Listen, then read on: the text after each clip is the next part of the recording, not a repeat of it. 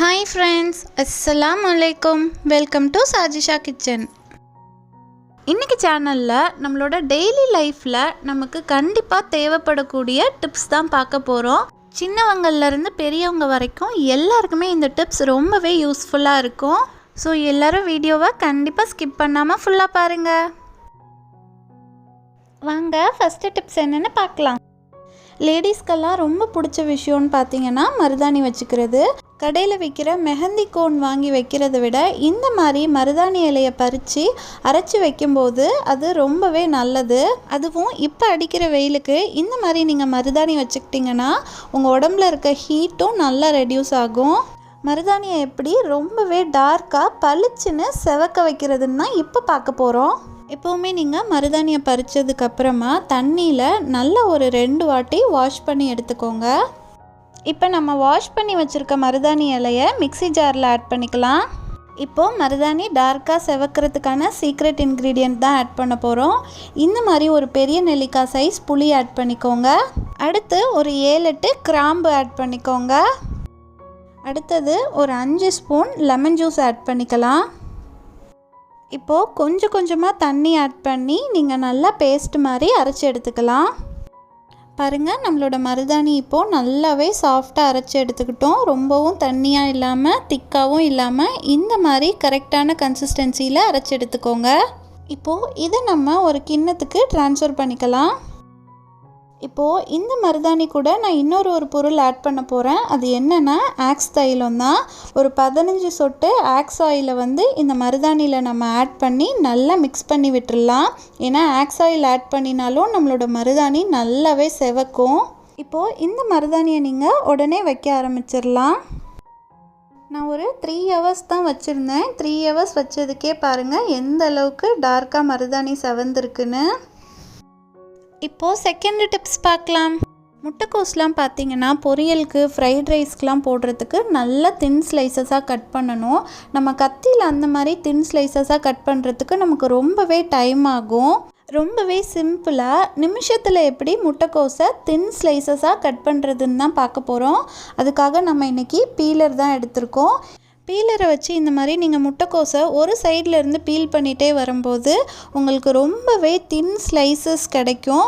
உங்களுக்கே பார்க்கும்போது நல்லா தெரியும்னு நினைக்கிறேன் நமக்கு முட்டைக்கோஸ் எவ்வளோ உதிரியாக மெல்லிஸாக கிடச்சிருக்குன்னு. நீங்கள் நார்மலாக கத்தியில் கட் பண்ணினா கூட இந்த அளவுக்கு தின் ஸ்லைசஸ் உங்களுக்கு கிடைக்காது. பட் நம்ம இன்றைக்கி கஷ்டமே இல்லாமல் பீலர் வச்சு ரொம்பவே மெல்லிஸாக முட்டைக்கோஸை ஸ்லைஸ் பண்ணிட்டோம். இந்த மாதிரி நீங்களும் முட்டைக்கோஸை ஸ்லைஸ் பண்ணிங்கன்னா உங்களுக்கு நல்லாவே டைமும் சேவ் ஆகும்.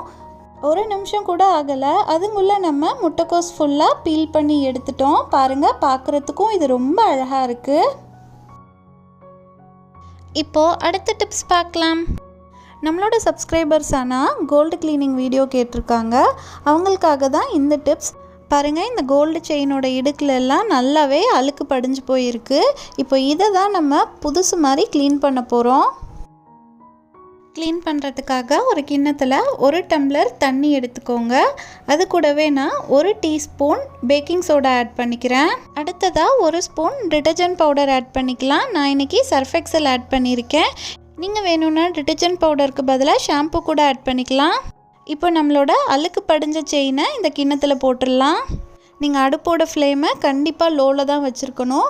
செயின் போட்டு ஒரு 1 மினிட்லேயே பார்த்தீங்கன்னா இந்த மாதிரி தண்ணி பொங்கி வர ஆரம்பிச்சிரும். ஒரு 2 or 3 டைம்ஸ் இந்த மாதிரி பொங்கி வந்ததுக்கப்புறம் அடுப்பை ஆஃப் பண்ணிவிடுங்க. சூடு ஆறுனதுக்கப்புறம் தண்ணியோட கலரை பாருங்கள். ப்ளூ கலர் தண்ணி நல்லா அழுக்கு கலருக்கு சேஞ்ச் ஆகிருக்கு. நம்ம செயினில் இருந்த அழுக்கெல்லாம் ப்ரஷ் எதுவும் போடாமையே ஆட்டோமேட்டிக்காக ஆல்மோஸ்ட் ரிமூவ் ஆயிருச்சு. இப்போ ஒரு பழைய ப்ரஷ்ஷை வச்சு நீங்கள் செயின் ஃபுல்லாக லைட்டாக ரப் பண்ணிட்டு வந்தீங்கன்னாவே போதும். ஆல்ரெடி செயினில் இருந்த அழுக்கெல்லாம் நல்லா ஊறி இருக்கிறதுனால ஈஸியாகவே ரிமூவ் ஆகி வந்துடும். உங்களுக்கே நல்ல டிஃப்ரென்ஸ் தெரியும் ரப் பண்ணும்போதே. ப்ரஷ் வச்சு செயினை ரப் பண்ணி முடித்ததுக்கப்புறமா ஒரு கிண்ணத்தில் ப்ளைன் வாட்டர் எடுத்துக்கோங்க. அதில் நீங்கள் இப்போ இந்த செயினை டிப் பண்ணி கொஞ்சம் அலசி விட்டிங்கன்னா போதும். அந்த செயினில் ஒட்டி இருக்க அழுக்கு எல்லாமே தண்ணியில் ரிமூவ் ஆகி வந்துடும். இப்போ நம்மளோட செயினும் புதுசு மாதிரி சூப்பராகவே இருக்குது. இது அடிஷ்னலாக ஷைனிங் பண்ணுறதுக்காக 1 ஸ்பூன் மஞ்சத்தூள் எடுத்துக்கோங்க.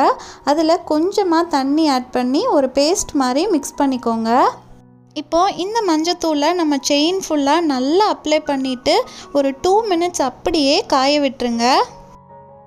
2 மினிட்ஸ்க்கு அப்புறமா ஒரு கிண்ணத்தில் ப்ளைன் வாட்டர் எடுத்துக்கோங்க. அதில் இப்போ அந்த செயினை போட்டு செயினில் இருக்க மஞ்சள்லாம் போகிற அளவுக்கு ஒரு வாட்டி வாஷ் பண்ணி எடுத்துட்டிங்கன்னா போதும். உங்களோட செயின் வந்து ரொம்பவே ஷைனிங்காக புதுசு மாதிரி மின்னும். நீங்களும் இனிமேல் பழைய கோல்டு ஜுவல்ஸை இந்த மாதிரி க்ளீன் பண்ணி பாருங்கள். இப்போது அடுத்த டிப்ஸ் பார்க்கலாம். பனானாஸை எப்படி சீக்கிரமாக பழுக்க வைக்கிறதுன்னு தான் பார்க்க போகிறோம். இந்த மாதிரி லைட்டாக காய்வெட்டாக இருக்கிற பழத்தை கூட நம்ம ஈஸியாகவே பழுக்க வச்சிடலாம். இந்த மாதிரி உங்கள் வீட்டில் இருக்க நியூஸ் பேப்பர் எடுத்துக்கோங்க. அதுக்கு நடுவில் பழத்தை வச்சு நல்லா கவர் ஆகிற அளவுக்கு இந்த மாதிரி நியூஸ் பேப்பரை வச்சு ரேப் பண்ணிவிடுங்க. இந்த மாதிரி நம்ம செய்கிறதுனால அந்த பழத்துக்கு ஒரு விதமான சூடுத்தன்மை கிடைக்கும். அதனால் நம்மளோட பழம் சீக்கிரமாகவே பழுத்துரும். 1 டேக்கு அப்புறம் நான் ஓப்பன் பண்ணி காட்டுறேன் பாருங்கள். நம்மளோட பழம் நல்லாவே பழுத்து சாப்பிட்ற ஸ்டேஜில் இருக்குது. பழத்தை நியூஸ் பேப்பரில் ரேப் பண்ணி நீங்கள் ப்ரெஷர் குக்கருக்குள்ளே அப்படி இல்லைன்னா ஹாட் பாக்ஸ்க்குள்ளே வச்சு மூடி வச்சிங்கன்னா பனானாஸ் இன்னும் கொஞ்சம் சீக்கிரமாகவே பழுத்துரும். இப்போது 5th டிப்ஸ் பார்க்கலாம். நம்ம கிச்சனில் பார்த்தீங்கன்னா ஒரு சில மளிகை பொருட்களை இந்த மாதிரி தான் நம்ம ஸ்டெயின்லெஸ் ஸ்டீல் டப்பாவில் போட்டு ஸ்டோர் பண்ணி வச்சுருப்போம். இந்த டப்பாவெல்லாம் நம்ம அடிக்கடி எடுத்து யூஸ் பண்ணுறதுனால அந்த பாத்திரத்தோட ஷைனிங்கே டல்லாக போயிடுச்சுங்கிறதுக்காக நம்ம அடிக்கடியும் எடுத்து வாஷ் பண்ண முடியாது. அட்லீஸ்ட் மந்த்லி ஒன்ஸ் தான் நம்ம வாஷ் பண்ணுவோம். இப்போ நம்ம வாஷ் பண்ணாமல் இன்ஸ்டண்ட்டாக எப்படி அதை ஷைனிங்காக மாற்றுறதுன்னு தான் பார்க்க போகிறோம். அதுக்காக நான் இன்றைக்கி கோல்கேட் டூத் பவுடர் தான் எடுத்திருக்கேன். ஒரு கிண்ணத்தில் உங்களுக்கு தேவையான அளவு டூத் பவுடர் எடுத்துக்கோங்க. இப்போது இந்த மாதிரி ஒரு காட்டனில் டூத் பவுடரை தொட்டு உங்கள் டப்பாவில் ரப் பண்ணிங்கன்னா போதும். இந்த டப்பாவில் ஒட்டியிருக்க எண்ணெய் பிசுக்கு அழுக்கு எல்லாமே இன்ஸ்டண்ட்டாக ரிமூவ் ஆகிடும். பாருங்கள், நான் டப்பாவில் ரப் பண்ணுற ஏரியாஸ் எல்லாமே ஷைனிங்காக மாறிட்டு வருது. வீக்லி ஒன்ஸ் இந்த மாதிரி நீங்கள் ஸ்டெயின்லெஸ் ஸ்டீல் டப்பாவை தொடச்சி வச்சிட்டிங்கன்னா அது எப்போவுமே புதுசு மாதிரி நல்ல ஷைனிங்காக மெயின்டைன் ஆகும். அதுக்கப்புறம் உங்களுக்கு எப்போ டைம் இருக்கோ அப்போ நீங்கள் வாஷ் பண்ணி வச்சுக்கலாம். இந்த டூத் பவுடரை வச்சு நம்ம யூஸ் பண்ணுற கேஸ் அடுப்பை கூட இன்ஸ்டண்ட்டாக க்ளீன் அண்ட் ஷைனிங்காக மாற்றிடலாம். இந்த டிப்ஸ் ரொம்பவே எஃபெக்டிவாக இருக்கும். கண்டிப்பாக நீங்களும் இதை ட்ரை பண்ணி பார்த்துட்டு எப்படி இருந்துச்சுன்னு எனக்கு கமெண்ட்ஸில் சொல்லுங்கள். இப்போது அடுத்த டிப்ஸ் பார்க்கலாம். எப்போவுமே நம்ம இந்த மாதிரி மத்தியானம் இல்லை நைட்டு வடித்த சாதம் மீந்து போயிடுச்சுன்னா அதை சாப்பிட்ற டைமில் இட்லி பாத்திரத்தில் வச்சு ஸ்டீம் பண்ணி தான் நம்ம அதை சூடுபடுத்துவோம். இன்றைக்கி நம்ம அதெல்லாம் விட ரொம்பவே சிம்பிள் அண்ட் ஈஸி மெத்தடில் நம்ம பழைய சாதத்தை புது சாதம் மாதிரி மாற்ற போகிறோம். ப்ரெஷர் குக்கரில் எப்பவும் போல் நான் அரிசியும் அளவு தண்ணியும் எடுத்துக்கிட்டேன். இப்போ நான் இது கூடவே மதியம் வடித்த மீதமாக இருந்த 1/2 கிண்ணம் சாதத்தையும் ஆட் பண்ணிக்க போகிறேன். நான் எப்போவும் எடுக்கிற அரிசியோட அளவை விட கொஞ்சம் கம்மியாக தான் எடுத்திருக்கேன். ஏன்னா நம்மக்கிட்ட 1/2 கிண்ணம் மீந்து போன சாதம் இருக்குது. இப்போ இந்த சாதத்தை அரிசியோட நல்லா தண்ணியில் மிக்ஸ் பண்ணி விட்டுருங்க. நீங்கள் சாதம் ஆட் பண்ணியிருக்கிறதுனால எக்ஸ்ட்ரா தண்ணிலாம் ஊற்றக்கூடாது. எப்பவும் போல் அரிசிக்கேற்ற தண்ணி மட்டும்தான் ஊற்றிக்கணும். இப்போ நம்ம ப்ரெஷர் குக்கரை க்ளோஸ் பண்ணி 2 விசில் மட்டும் வச்சு எடுத்துக்கலாம். 2 விசில் வந்ததும் ஸ்டீம் நல்லா ரிலீஸ் ஆனதும் நம்ம மூடியை ஓப்பன் பண்ணலாம். பாருங்கள், நம்மளோட ரைஸ் இப்போ பர்ஃபெக்டாக குக் ஆயிடுச்சு. நம்ம ஆல்ரெடி ஆட் பண்ணினா பழைய சாதமும் இந்த ரைஸ் கூட நல்லா மிங்கிள் ஆகி நமக்கு இப்போ தான் வடித்த புது சாதம் மாதிரி ஆவி பறக்க சுட சுட ரெடி ஆயிருச்சு. இதில் நீங்கள் பழைய சாதமும் மிக்ஸ் பண்ணியிருக்கீங்கன்னு நீங்களாக சொல்கிற வரைக்கும் யாருக்கும் தெரியாது. நீங்களும் இனிமேல் மீந்து போன பழைய சாதத்துக்காக தனியாக ஒரு கிண்ணம் வச்சு அதை ஸ்டீம் பண்ணுறதுக்கு பதிலாக இந்த மாதிரி ஒரே இதாக வேலையை முடிச்சிட்டிங்கன்னா உங்கள் கேஸும் மிச்சமாகும். இந்த டிப்ஸ் உங்கள் எல்லாருக்கும் ரொம்பவே யூஸ்ஃபுல்லாக இருக்கும். கண்டிப்பாக ட்ரை பண்ணி பாருங்கள். இப்போது அடுத்த டிப்ஸ் பார்க்கலாம். ஒரு சில டைம் பார்த்தீங்கன்னா நீங்கள் பேஸ்ட்டோட மூடியை சரியாக மூடாமல் விட்டுட்டிங்க அப்படின்னா உள்ளே இருக்க பேஸ்ட் வந்து கொஞ்சம் ஹார்டாகவே மாறிடும். இப்போ இந்த பேஸ்ட் பார்த்திங்கன்னா முடிய போகுது. பட் சைடில் பார்த்திங்கன்னா நிறைய பேஸ்ட் வந்து ஹார்டாக இருக்குது. நம்ம என்ன தான் ப்ரெஸ் பண்ணினாலும் அது வரலை. நான் கரண்டி வச்சும் ப்ரெஸ் பண்ணி இழுத்து பார்த்துட்டேன் அண்ட் ஹேர் பின் வச்சும் இழுத்து பார்த்துட்டேன். அப்போவும் வரலை. ஏன்னா நம்மளோட பேஸ்ட் வந்து ஹார்டாக இருக்குது. ரொம்பவே ஈஸியாக அந்த பேஸ்ட்டை கூட நம்ம வேஸ்ட் பண்ணாமல் திரும்பவும் எடுத்துடலாம். அதுக்காக ஒரு கிண்ணத்தில் வெதுன்னு தண்ணி எடுத்துக்கோங்க. உங்கள் கை பொறுக்கிற அளவுக்கு தண்ணி இருந்தால் போதும். அதுக்குள்ளே இந்த மாதிரி பேஸ்ட்டை போட்டுட்டு ஒரு 10 to 15 மினிட்ஸ் அப்படியே விட்டுருங்க. 15 மினிட்ஸ் ஆயிடுச்சு. இப்போ நம்ம பேஸ்ட்டை வெளியில் எடுத்துடலாம். இப்போது இந்த பேஸ்ட்டை நான் கை வச்சு ப்ரெஸ் பண்ணி 2 சைடும் மேலே கொண்டு வரும்போது அந்த பேஸ்ட் வந்து ஈஸியாகவே மேலே வந்துருச்சு. இப்போ மூடியை ஓப்பன் பண்ணி நம்ம எப்பவும் போல் ப்ரெஸ் பண்ணினா போதும், நமக்கு பேஸ்ட் வந்து வெளியில் வந்துடும். 5 நாளைக்கு பல்லு தேய்க்கிற அளவுக்கு பேஸ்ட்டு இதிலேருந்து கிடச்சிச்சு. பேஸ்ட்டு தானே நினச்சி வேஸ்ட் பண்ணாமல் இந்த மாதிரி சின்ன சின்ன விஷயத்தில் கூட நீங்கள் சேவிங்ஸ் பண்ணலாம். இப்போது 8th டிப்ஸ் பார்க்கலாம். எப்போவுமே நமக்கு இந்த மாதிரி இஞ்சியெல்லாம் தோல் சீவுறதுக்கு ரொம்பவே கஷ்டமாக இருக்கும். நம்ம அவசரத்தில் கத்தியில் பீல் பண்ணினோன்னா இஞ்சியும் சேர்ந்து தோலோடு கொஞ்சம் வேஸ்ட் ஆகிடும். அந்த மாதிரி ஆகாமல் ரொம்பவே சிம்பிள் அண்ட் ஈஸியாக எப்படி இஞ்சியை பீல் பண்ணுறதுன்னு தான் பார்க்க போகிறோம். இந்த மாதிரி ஒரு கிண்ணத்தில் தண்ணி எடுத்துக்கோங்க. அந்த தண்ணியில் நீங்கள் தோல் சீவ போகிற இஞ்சியை உள்ளே போட்டு ஒரு 10 to 15 minutes அப்படியே ஊற விட்டுருங்க. 15 மினிட்ஸ்க்கு அப்புறமா இப்போ இந்த இஞ்சியை நம்ம பீல் பண்ணுறதுக்காக யூஸ் பண்ண போகிற பொருள் என்னன்னு பார்த்தீங்கன்னா, இந்த மாதிரி நம்ம வீட்டில் இருக்க ஸ்க்ரப்பர் தான். இப்போ இந்த ஸ்க்ரப்பரை நீங்கள் இஞ்சி மேலே வச்சு லைட்டாகவே தேய்ச்சா போதும், அந்த தோலெல்லாம் ரொம்பவே ஈஸியாக இந்த மாதிரி ரிமூவ் ஆகிடும்.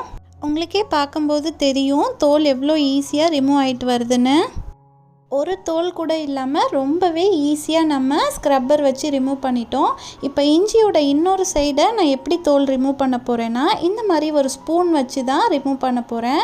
ஸ்பூனை வச்சு இஞ்சி மேலே இந்த மாதிரி நீங்கள் ரப் பண்ணிகிட்டே வந்தாலும் உங்கள் இஞ்சியோட தோல் ரொம்பவே ஈஸியாக ரிமூவ் ஆகிடும். இனிமேல் கஷ்டப்படாமல் ரொம்பவே ஈஸியாக இந்த மாதிரி வீட்டில் இருக்க ஸ்க்ரப்பர் இல்லைனா ஸ்பூன் வச்சு சிம்பிளாகவே இஞ்சியோட தோலை நீங்களும் ரிமூவ் பண்ணலாம். நான் இன்றைக்கி சொன்ன எல்லா டிப்ஸுமே உங்களுக்கு ரொம்பவே யூஸ்ஃபுல்லாக இருந்திருக்கும்னு நினைக்கிறேன். இந்த வீடியோ உங்களுக்கு பிடிச்சிருந்துச்சுன்னா வீடியோவை லைக் பண்ணுங்கள், உங்கள் ஃப்ரெண்ட்ஸ் அண்ட் ஃபேமிலி மெம்பர்ஸ்க்கும் ஷேர் பண்ணுங்கள். மறக்காமல் சஜிஷா கிச்சனுக்கும் சப்ஸ்கிரைப் பண்ணிவிடுங்க. இதே மாதிரி நிறைய useful kitchen tips, home tips and reuse ideas videos நம்மளோட சேனலில் இருக்குது. அதோட லிங்க் நான் உங்களுக்கு டிஸ்கிரிப்ஷனில் கொடுக்குறேன். உங்களுக்கு டைம் இருந்தால் அதையும் பார்த்து என்ஜாய் பண்ணுங்கள். Thank you all so much for watching. அடுத்து ஒரு சூப்பர்பான வீடியோவில் மீட் பண்ணலாம். Until then, Assalamu alaikum.